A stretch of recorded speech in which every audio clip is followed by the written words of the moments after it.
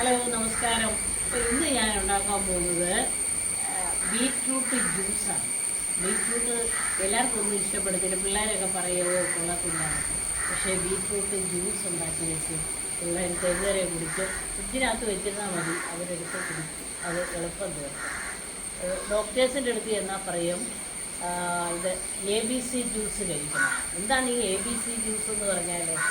A എന്ന് പറഞ്ഞാൽ apple, B എന്ന് പറഞ്ഞാൽ ബീറ്റ്റൂട്ട്, സി ക്യാരറ്റ്. ഇതെല്ലാം കൂടെ അടിച്ച് ഒരു ദിവസം ഒരു സ്വല്പം ബീറ്റ്റൂട്ട് എടുക്കുക, അതുപോലെ തന്നെ ആപ്പിളിൻ്റെ പകുതി എടുക്കുക, ക്യാരറ്റിൻ്റെ പകുതി എടുക്കുക. ഇതെല്ലാം കൂടെ അടിച്ച് ഒരു ഗ്ലാസ് ജ്യൂസ് ഉണ്ടാക്കി കുടിക്കുകയാണെങ്കിൽ നല്ല ആരോഗ്യമാണ്, നല്ല പ്രോട്ടീനുള്ള സാധനമാണ്.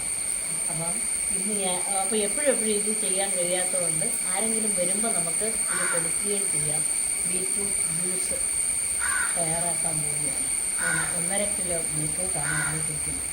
അപ്പോൾ നമുക്ക് വീഡിയോയിലേക്ക് പോകാം.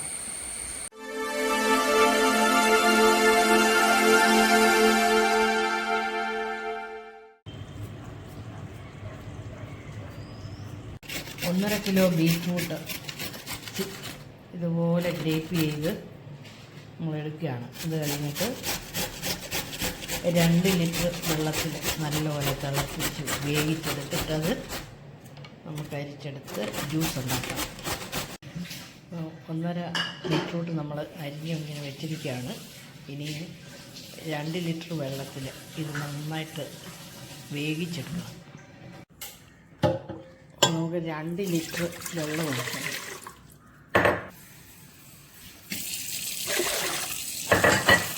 2 ലിറ്റർ വെള്ളം എടുത്തിരിക്കുകയാണ്. അപ്പോൾ ബീറ്റ്റൂട്ട് നല്ലപോലെ വെന്തു. നമുക്കിതിനി കോരി മാറ്റാം.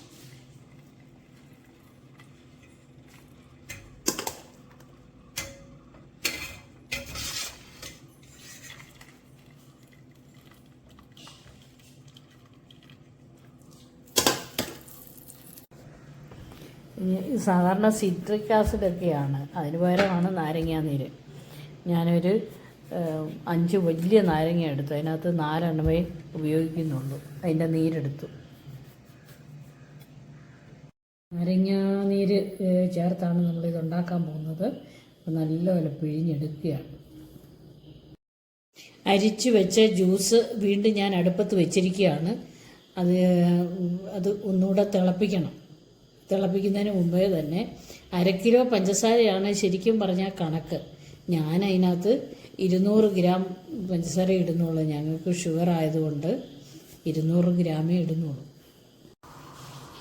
അപ്പം നമ്മുടെ ജ്യൂസ് നന്നായിട്ട് തിളച്ച് മറിയുകയാണ്. അതിനകത്ത് നമ്മൾ ഈ നാരങ്ങാനീര്, ലൈം ജ്യൂസ് അങ്ങോട്ട് ഒഴിച്ച് കൊടുക്കുകയാണ്.